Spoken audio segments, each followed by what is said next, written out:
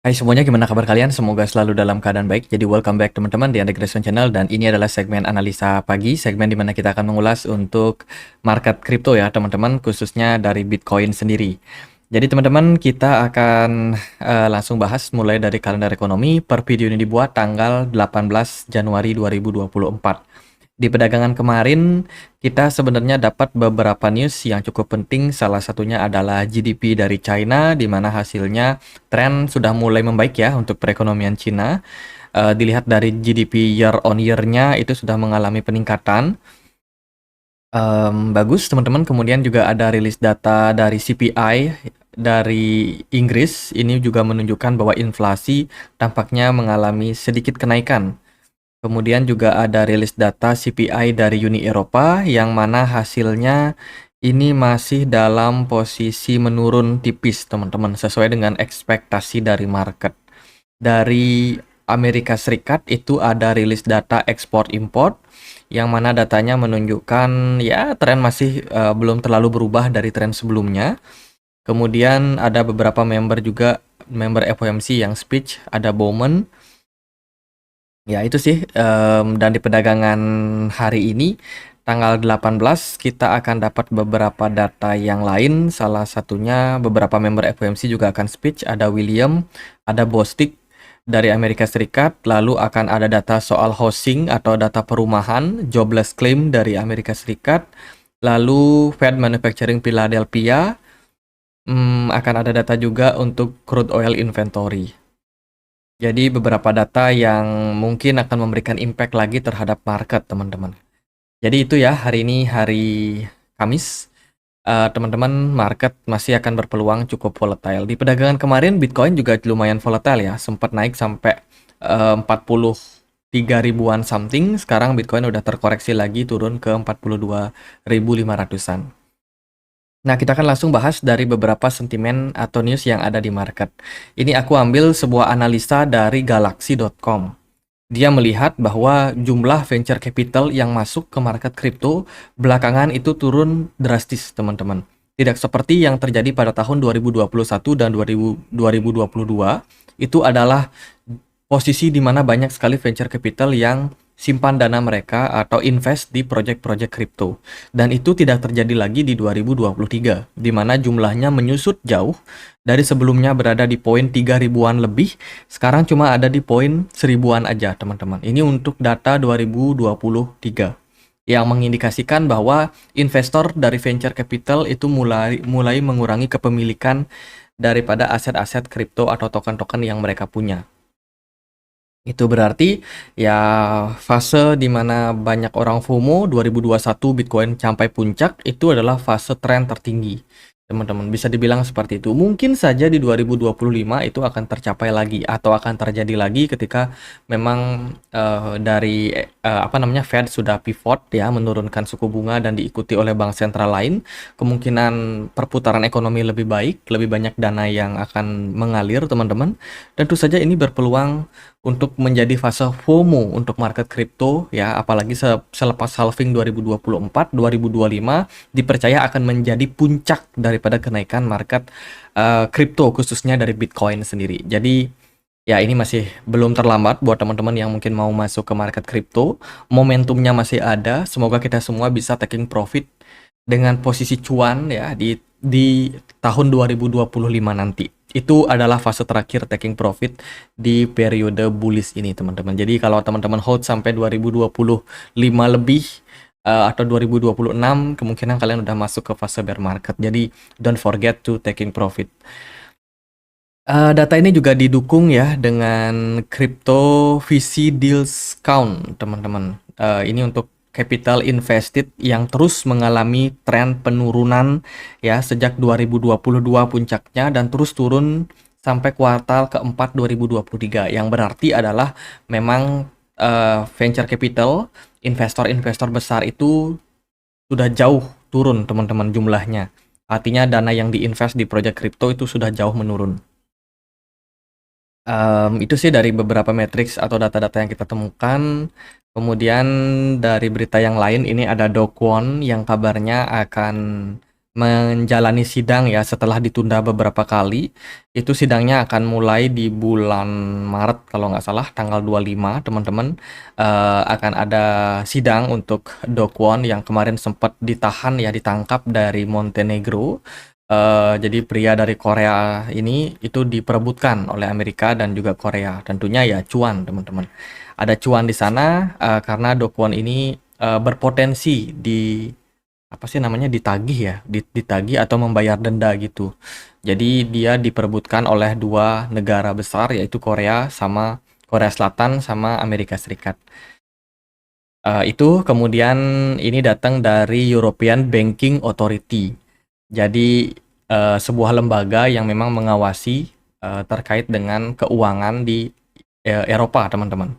Itu mengeluarkan panduan kepada penyedia layanan aset kripto untuk secara efektif mengelola paparan mereka terhadap resiko. Jadi ini adalah semacam surat gitu ya, yang ditujukan untuk perusahaan-perusahaan exchange ataupun perusahaan-perusahaan yang berkaitan sama yang namanya kripto aset. Jadi regulasi di Uni Eropa itu lumayan ketat, tapi juga lumayan jelas, tidak ambigu lah seperti di Amerika.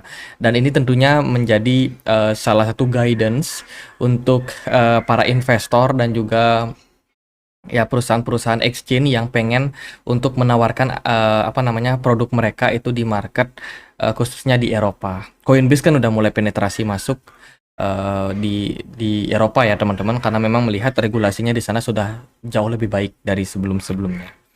Jadi sudah ada guidance-nya dan tentunya ini bisa menjadi salah satu ya sentimen positif ya. Positifnya adalah regulasinya jelas, negatifnya ya kripto akhirnya diregulasi. Itu sih. Kemudian ini adalah data top 10 spot Bitcoin ETF by Asset Under Management atau AUM, teman-teman. Yang paling tinggi yang memiliki apa namanya exposure paling besar tentu saja adalah Grayscale. Grayscale itu dengan aset GBTC-nya itu sekitar 26,9 miliar US dollar dengan perusahaan hedge fund yang paling besar teman-teman dalam mengelola dana ya, aset under management dari Bitcoin ETF mereka itu yang paling besar itu adalah Grayscale, yang kedua ada Wisdom Tree, kemudian ada Bitwise, ada Fidelity, baru ada BlackRock, kemudian VanEck, Invesco, Franklin, kemudian Valkyrie dan juga ARK Invest. Jadi ini adalah top terbesarnya. Jadi teman-teman harus mewaspadai kalau ada sentimen atau narasi Grayscale, Wisdom Tree, Bitwise memindahkan aset. Kayak berita yang ada kemarin. Grayscale transfer 9.000 Bitcoin ke Coinbase. Ya, dan membuat pergerakan Bitcoin sempat naik sampai 43.000. Tapi ini tentu saja bukan narasi yang bisa dibilang positif. Teman-teman, perpindahan aset yang dilakukan oleh Grayscale ini tentunya bukan tanpa sebab. Pasalnya dari Arkham Intelligence itu mendeteksi ada transaksi mencurigakan ya. Transaksinya itu sebanyak beberapa kali ya. Salah satu jumlah yang tercatat adalah 1.000 Bitcoin ditransfer. Kemudian bentaran lagi ada 2.000 Bitcoin yang ditransfer. Jadi nggak langsung 9.000 ditransfer, tapi dia transfernya secara bertahap. Dan ini tentunya menjadi sebuah narasi yang cukup sempat bikin market bergejolak ya, karena orang-orang juga takut nih, wah ini kenapa setelah ETF spot Bitcoin di approve kok ini hedge fund pada jualan gitu. Teman-teman, ini teman-teman bisa untuk take note ya, teman-teman bisa akses di Layer GG. Nanti juga aku akan post juga di komunitas Telegram kita ya. Jadi kita punya komunitas Telegram, tempat aku untuk sharing berita-berita di dunia kripto. Teman-teman yang mungkin punya akun Telegram yang mau join, yang mau dapat informasi terupdate, itu bisa langsung join aja ya. Linknya ada di kolom deskripsi. Jadi nanti aku akan share juga untuk postingan dari Layer GG ini terkait dengan kalender apa namanya ya, kalender ya, pokoknya kalender lah teman-teman, kalender untuk perdagangan aset kripto. Sorry, ini aku coba buat save dia, di save dulu. Jadi kita bisa untuk open di sini. Nah ini aku rencananya mau zoom out sih, tapi di Twitter nggak bisa di zoom ya, di sini bisa di zoom teman-teman. Nah, teman-teman, kita akan ada beberapa news ya untuk tanggal 18 hari ini. Salah satunya Binance akan melisting Manta. Kemudian Bybit akan listing Ondo Finance. Ondo Finance ini berhubungan sama RWA yang memang sudah jelas proyeknya. Jadi ini proyek akan bagus, teman-teman. Teman-teman boleh cek di Bybit. Kalau nggak salah, Get.io juga bakalan melisting Ondo Finance. Nah, yang buat kalian yang belum punya akun Bybit sama Get.io, mungkin teman-teman bisa cek di deskripsi. Di sana ada link untuk daftarnya, di mana teman-teman bisa dapat diskon fee trading. Itu kemudian akan ada unlock juga untuk Ace AC ya, akan ada unlock sekitar 40 juta token teman-teman, token yang berhubungan sama gaming. Terus juga ada news-news lain juga yang masih bakalan ada banyak banget ini yang bakalan bisa memberikan impact terhadap pergerakan dari altcoin. Ya itu narasi di hari ini tanggal 18. Kemudian dari berita yang lain ada Rocket Pool, akun Twitternya itu kena hack. Ya, akun Twitter dari Rocket Pool diretas. Akun di apps terbesar kelima yang telah diambil alih oleh pelaku kejahatan mendesak pengguna untuk mentransfer dana mereka karena perilaku kejahatan. Jadi hati-hati buat teman-teman yang mungkin lihat postingan-postingan dari Rocket Pool, itu dia diposting oleh hackernya, teman-teman. Jadi ini berpeluang untuk mencuri dana kalian ya, uang kalian. Kemudian Binance juga bakalan melisting ALT, Alt Layer, nama projectnya, teman-teman. Dan tentunya ini khusus bagi mereka yang ikut launch pool. Nah, ini kucing saya dah mau kasih makan. Teman-teman, kalau kita lihat dari data Alt Season Index, itu juga berada di posisi 76 dalam beberapa waktu terakhir. Cukup konsisten, teman-teman. Dan tentunya ini menandakan bahwa altcoin lagi dalam performa yang bagus. BTC Fear and Greed Index itu turun jauh ya, teman-teman. Dari sebelumnya berada di posisi 70-an, sekarang udah turun ke 60. Yang berarti kefomoan orang terhadap Bitcoin mulai mereda. Dan semuanya kecenderungan berkonsentrasi sama beberapa altcoin. Lalu gimana impact-nya terhadap pergerakan dari market, khususnya Bitcoin? Pertama kita lihat dari DXY atau Dollar Index, sementara sih dalam tren kenaikan. Kenaikan yang terjadi pada Dollar Index kemungkinan hanya retrace sesaat saja. Ya, di sini tidak terlihat ada aktivitas smart money yang sangat signifikan karena melihat inflasi yang sudah semakin turun dan ada narasi Fed akan mulai memangkas suku bunga atau yang disebut sebagai pivot atau pivot. Kemudian dari pergerakan gold itu mengalami tren penurunan berpeluang menjadi triple top di sini. Jadi gold kemungkinan masih akan dalam tekanan jual, sementara dari volume perdagangan gold sangat baik ya, cuma dari smart money-nya terus mengalami koreksi atau penurunan. Kemudian S&P 500 juga kurang lebih sama, MACD-nya cenderung mengarahkan kita kepada tren koreksi dengan posisi volume yang bagus dan smart money yang masih cenderung baik. Dari Bitcoin dan kawan-kawan juga kurang lebih sama, volume perdagangan Bitcoin ya sempat naik teman-teman, tapi menurut saya ini udah turun lumayan ya. Terus juga dari posisi smart money juga mengalami penurunan. Dari MACD juga ada bearish divergence. Jadi ya indikasinya adalah cenderung korektif untuk jangka waktu pendek, khususnya untuk Bitcoin. Jadi ini momentum buat teman-teman yang mungkin mau serok barang. Kemarin kita udah jelasin ada beberapa area support penting. Yang terdekat level support dari Bitcoin adalah di 40 ribuan. Di level support kedua, support yang cukup kuat yaitu di kisaran 38.500 something.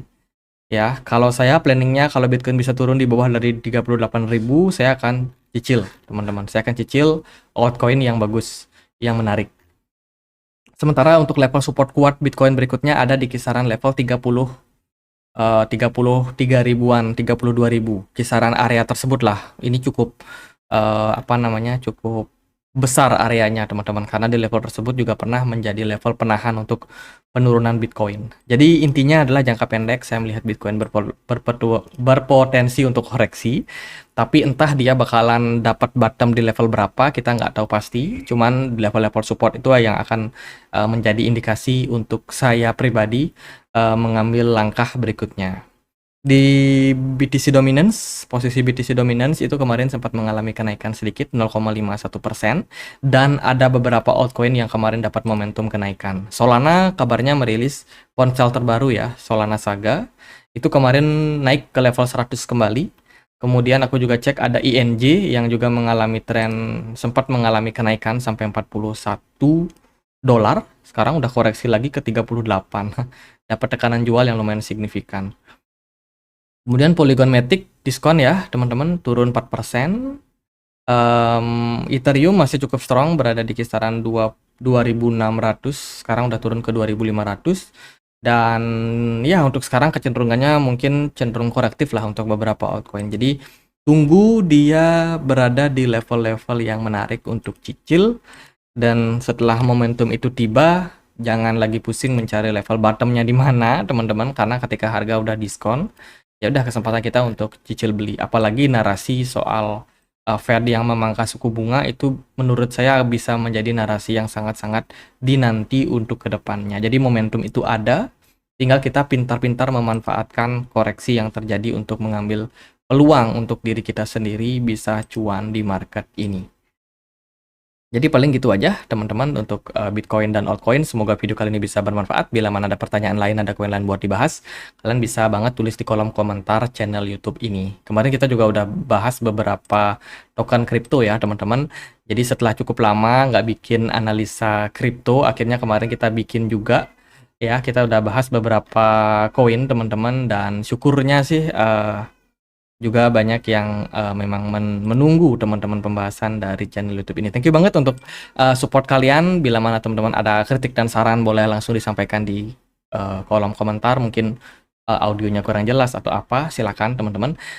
Ini kita kemarin sempat bahas ya beberapa koin seperti Redium, ada EOS, dan juga AIMX, kemudian juga ada ORN dan kawan-kawan. Kita sudah sempat bahas, teman-teman bisa cek aja.